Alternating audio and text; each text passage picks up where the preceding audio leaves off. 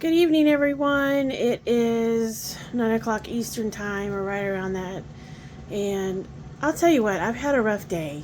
And I've thought a lot about who I was before all this anxiety and depression and PTSD that I started looking. Gosh, my hair is just doing its own thing today. Anyway, I started going through old emails that were sent to me from friends that I'm not really friends with anymore because I was just a little shit back then. I mean, this was like 20 years ago, so I can see why we're not friends because I just wasn't the best friend to this person. But I started going through emails and Facebook messages and realizing that it's coming up on 20 years since the time I met my ex-husband, and um, I believe we met in 2007, and it's shocking for me to even say that because my heart is still broken because of that relationship, and it's one of the reasons that I have no desire to date anymore. We ended the marriage in 2011, so that just shows you how long it's been since we were together. And I've dated one person since then, and it was not a good relationship. I don't want to go into the details, but it just wasn't a good relationship. And I think about who I was back then and what I used to be and what I'm trying to become now because of all the things that have happened. And it just makes me really, really sad that this is where I'm at in my life. Because you never know when the end is near, right? You just never know when that day is going to be your last. And I feel like I've wasted the last 6 years doing absolutely nothing. So I'm really upset today, but I've tried to get things done, like on my to-do list, just to have some semblance of normalcy. And, trying to do my Be Normal campaign, which is kind of hard in my little construction zone because I'm in the process of redoing my house.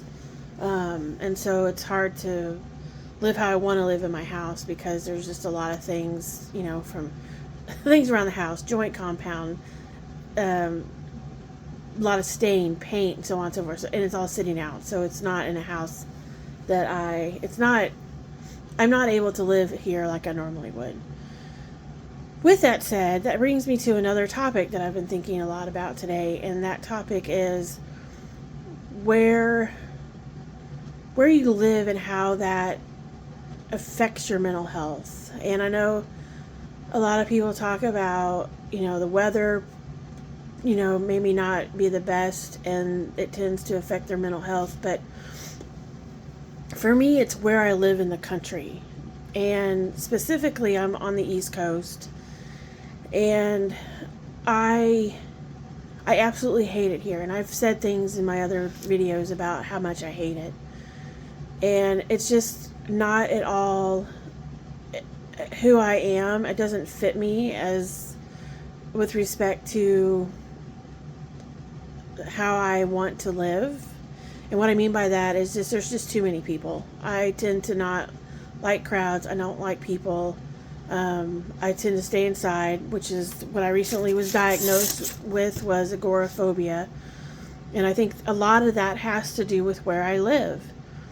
And especially recently, today, we'll just say today, we'll say a year ago March, my car was stolen. And surprisingly, they found it and it was fixed. And I'll be honest, I haven't been driving it a lot because I have another car that they're both old, so it's not like I'm like rich by any stretch of the imagination. They're both old, but I have one because of wanting to take my dogs in an SUV, and then the other one is more of my daily car. And so the SUV is what was stolen a year ago. It got fixed. I replaced it. I haven't driven it much because I just don't want to drive it after it was stolen because it smells like smoke. And it's just, the whole car disgusts me, and I have no desire to be in it. Well, last night somebody attempted to steal it again, and I think honestly it was too cold outside, so the car wouldn't start. But they broke the handle to get in, and then they also broke the steering column, and so they couldn't get it stolen, or couldn't steal it or whatever. And I think that has a lot to do with not. I feel like that having that happened twice now has a lot to do with how I feel about this area. Is number one, I just don't like all the people. And number two, I don't like the fact that I don't feel safe. And I don't even feel safe in my house, but I feel safer in my house than I do when I go out. And so, with that said, all of it to be said is that I am wanting to, and I can't decide, it probably won't be next week's episode on the podcast, but I do want to do a podcast here soon about different types of depression and what that means with functional depression, where you live, maybe your work, which is my case, things like that. So if you have a story that you'd like to share, and I know I don't have a lot of followers, but I would love to hear it. I would love to hear your take on that subject matter, because I find it really interesting. Because I'm living through it myself, and I just was curious as to what other people are thinking and feeling.